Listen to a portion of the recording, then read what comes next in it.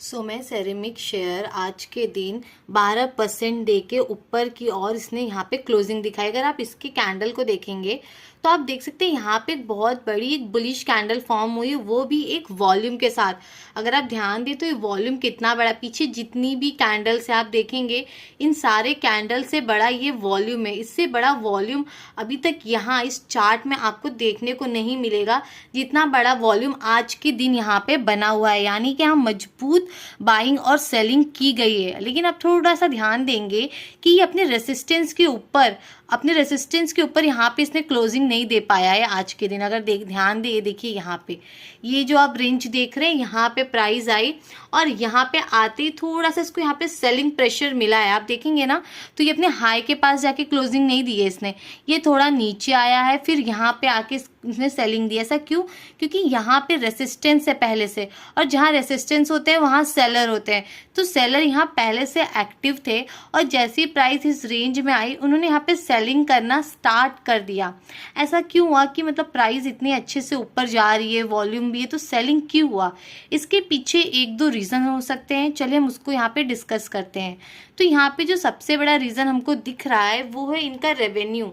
अगर आप कंपनी के रेवेन्यू पे नज़र डालेंगे तो मार्च 2015 में इनका रेवेन्यू कितना था?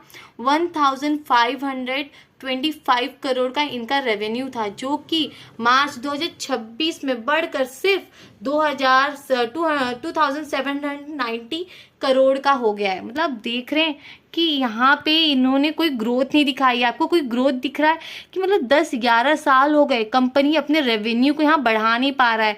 इसका मतलब यहाँ पे कंपनी ठीक से काम नहीं कर रही। यहाँ पे ऐसा क्या हो रहा है कि कंपनी में कोई ग्रोथ नहीं दिख रहा? अगर रेवेन्यू में ग्रोथ नहीं दिखेगा तो आपको चार्ट में कैसे बढ़त देखने को मिल सकती है?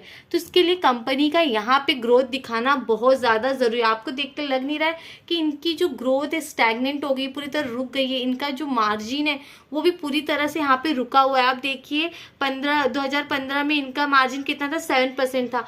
आज 2026 में सिर्फ और सिर्फ 9% है। ये सारी चीज़ें इम्पैक्ट करती है बिजनेस को कि यहाँ पे बिजनेस ठीक से नहीं हो पा रहा है। ये सारी चीज़ें यहाँ पे देखने को आपको मिलेगा। इसीलिए वही सेम चीज़ आपको चार्ट में भी देखने मिलेगा। अगर आप देखें, अगर ये भी रेसिस्टेंस अगर ब्रेक होके ऊपर ब्रेकआउट मिले तो यहाँ और रेसिस्टेंस है, यानी कि यहाँ पे और सेलिंग प्रेशर्स देखने को मिल सकते हैं। यहाँ जैसे जैसे प्राइस ऊपर जाएगा उसको एक स्ट्रॉन्ग यहाँ पे रेसिस्टेंस मिलता जाएगा कि सेलर्स यहाँ पे एक्टिव है। तो अगर आप इस स्टॉक में इन्वेस्ट है तो अपने स्टॉप लॉस के साथ आप यहाँ पे स्ट्रिक्ट रहिए।